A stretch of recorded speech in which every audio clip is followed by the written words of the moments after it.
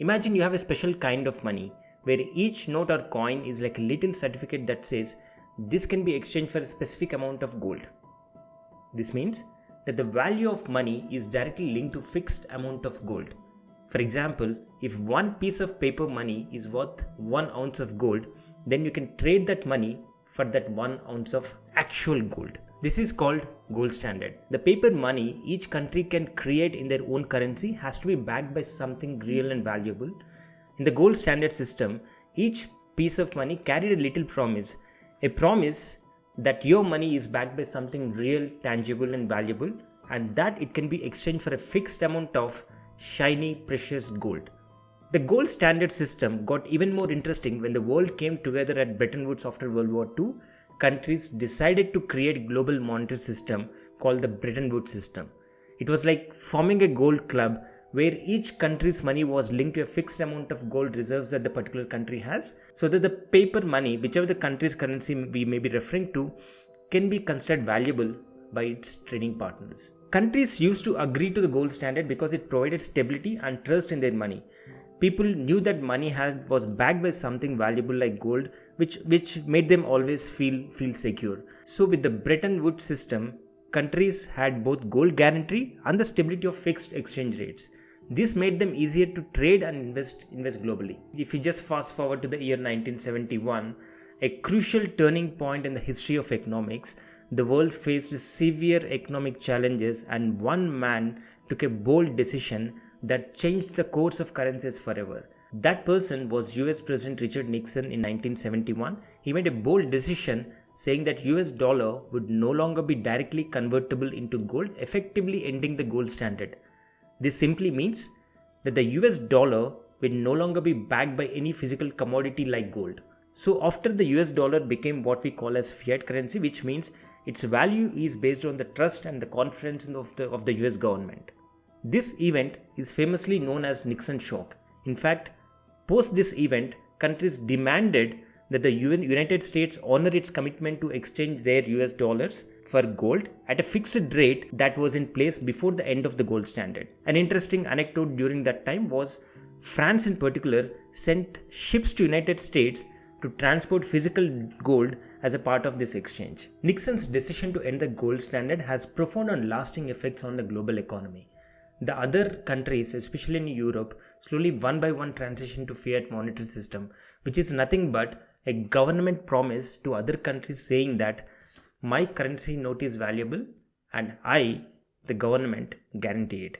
It's like one monkey scratching another monkey's back. This is an important prologue to set the context for the third part of the inflation series video to understand the parallels of current inflationary scenarios that we are witnessing in US and Europe, and in comparison to the 1970s high inflationary scenario in US. By the way, if you're someone watching this video and haven't had a chance to look at my first and second parts of this inflation series, please do watch it.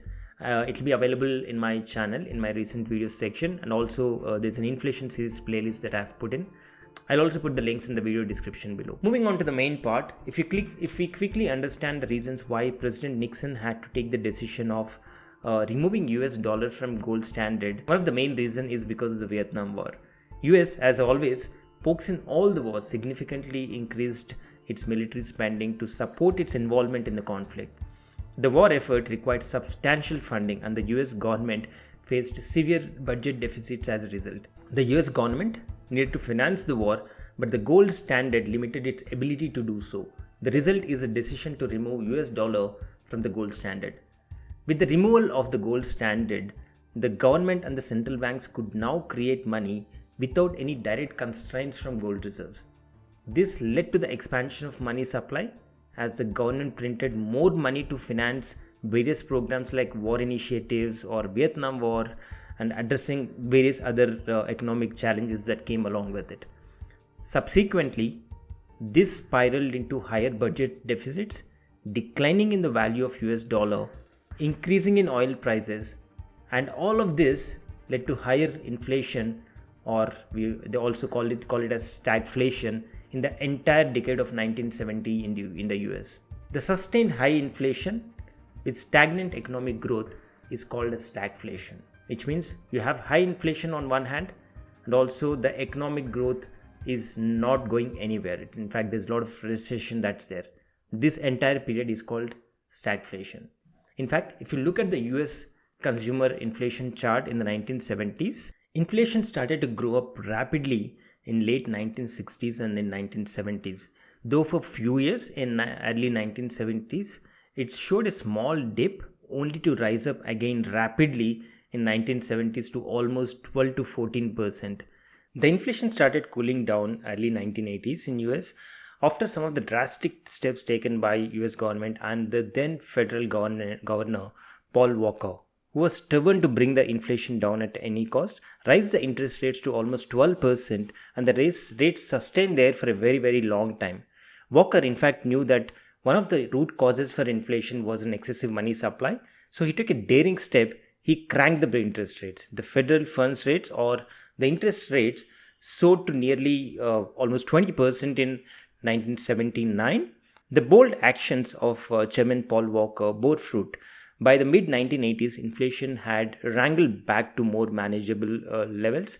The era of Paul Walker remains etched in history as a turning point in US monetary policy. The entire 1970s as a decade is considered as a lost decade in US because it's a combination of stagnant to very low economic growth and very sustained high inflation. If you want to study more about what happened in 1970s in US, there's a website called WTF happened in 1971 encapsulates beautifully how this year changed a lot of things economically for US and for the rest of the world in multiple parameters.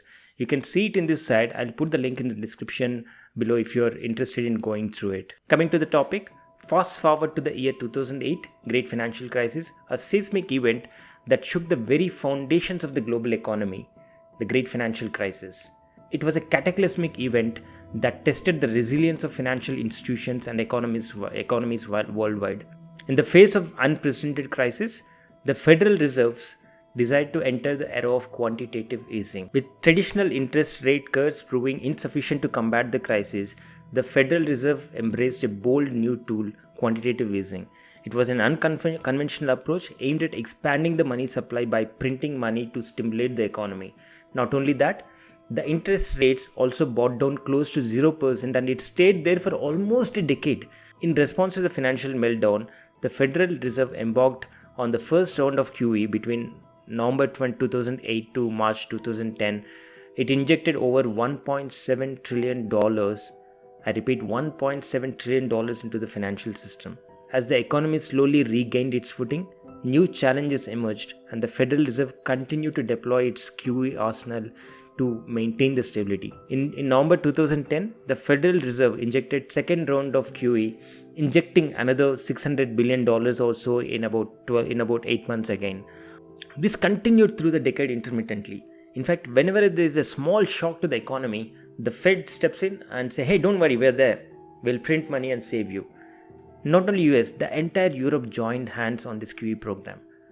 All this decade, imagine the entire West, US and most parts of Europe and Japan, the interest rates were close to 0% and the money printing going on rapidly throughout the decade. Come the COVID crisis, again, restart the printing machine. In fact, the total money printing by the major central banks, including Federal Reserve from US, Bank of Japan, European Central Bank, Bank of England, all of these top major central banks, the total money printing is close to $25 trillion from 2014, with majority part of the expansion came in as a result of 2020 COVID crisis. Now, imagine the interest rates are close to 0% and the central banks abuse the power to create money out of thin air through their QE policies. These two are one of the main reasons for the current multi-decade high inflationary scenario we are witnessing post 1970s era. Now, one might wonder why it took so many years for inflation to show up when the money printing was happening for over a decade since 2008. It's a question to ponder. There could be many reasons for it, starting from aging demographics in Japan to Europe and globalization and etc. after the COVID crisis and the anti-China slogan started rising voice, and the COVID crisis itself resulting in a lot of supply chain disruptions, adding on to the fuel the Russia-Ukraine war and the deglobalization mindset of many governments added fuel to the fire.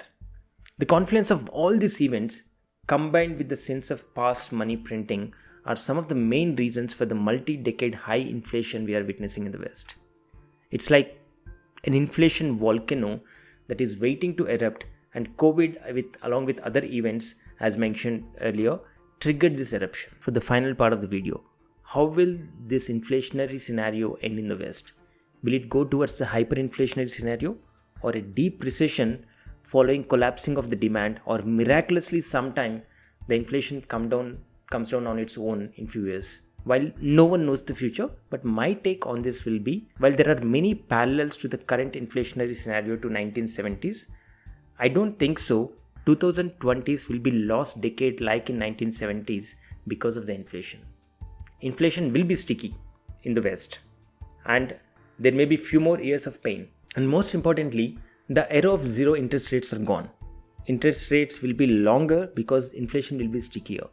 Also remember, even though inflation seems like kind of cooling off in the last few months or a quarter in US and some parts of the Europe, there's always a risk of spiraling this to a hyperinflation, especially if the central banks take their foot off the accelerator and they're wary of this risk. So I doubt they take the risk of reducing interest rates too soon, because they already made a goof up of not raising the interest rates early enough to combat the inflation. One other main reason why I think this period though seems like similar to 1970s, but it's not the same as like 1970s, is because of the technologies. 1970s don't have computers, and the kind of technology that we have is unparalleled. Technology generally is deflationary, and with the new AI wave that we are witnessing, it's like injecting productivity steroids, and this will be deflationary in Hyperloop. That's all for today's video. If you like it, please don't forget to like, share and subscribe to my channel. Also drop a comment to let me know your thoughts on the current inflationary scenario. Thank you for watching. This is Pawan, and I can't wait to see you in the next video.